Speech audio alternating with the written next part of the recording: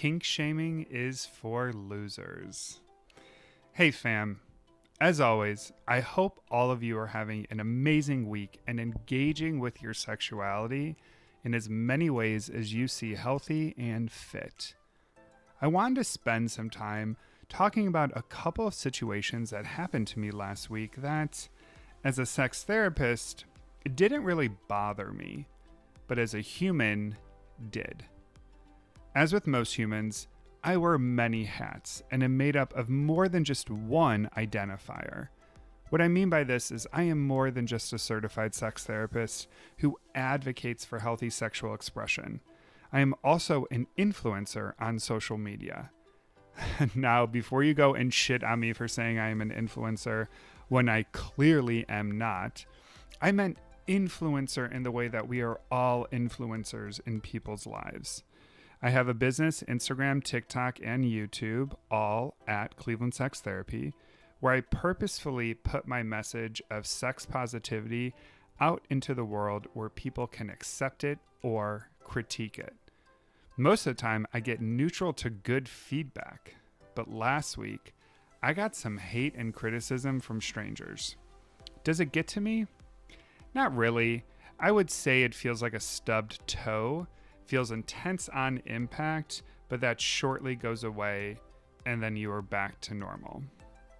I got curious as to why last week had so much vitriol, and I noticed that it was most likely because of all my posts centered around kink, kinky play, and the BDSM community. So, I wanted to spend some time here today to talk about how much these people suck and how kink shaming is for losers. Before I begin, let me go over 2 tenets that I believe all people should live their lives by, regardless if it involves someone's sexuality or not. 1, do not yuck someone's yum. And 2, whatever happens between 2 or more consenting adults is their business and no one else's. Now, with that being said, let's dive a little deeper into the problematic world of kink shaming.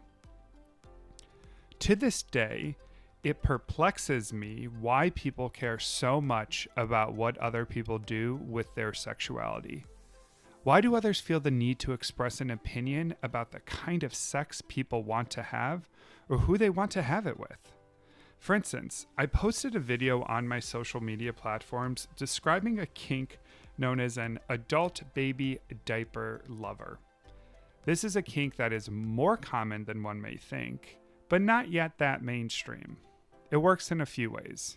1, an adult baby is someone who wants to be treated like an infant. They could be dressing up as a baby, putting on a diaper, being fed as a baby. The point here isn't necessarily for sex, but instead for the feeling of support and being soothed. It feels good when we are taken care of. Does it lead to sex? It can, but the person typically does not believe they are a baby when intimacy occurs. And 2, a diaper lover is someone who likes to wear a diaper. This is typically seen as a way for the person to exert control over themselves, and it again is a way to self-soothe and can be a stress relief for some. People can urinate and defecate in the diaper, but again, when it comes to sex, the diaper is incorporated in a consenting way. When I tell you that people on social media went ape shit, I mean it. People were posting comments stating how unhealthy this was, and this is no way a sign of sexual maturity. These people are gross and should be ashamed of themselves. I was fully shocked. The ignorance and fear in these people were palpable.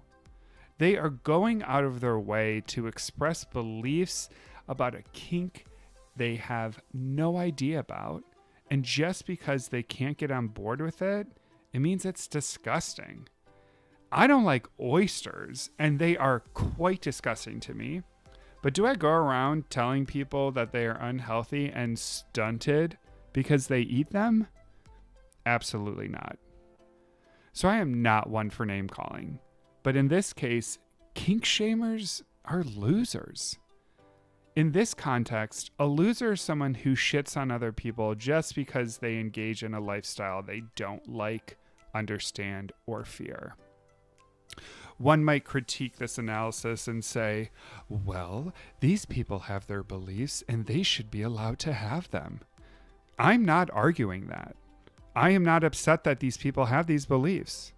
One of the best tips I learned as a sex therapist is that there will always be people who will push back and fight what they are hearing because of many, many reasons.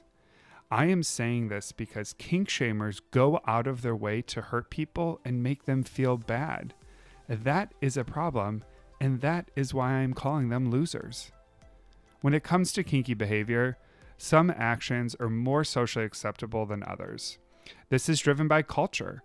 If I made the same video I did for adult baby diaper lover, but instead talked about anal sex, I would have almost zero pushback. Why? Because anal is more mainstream and understood, but it is still kinky sex.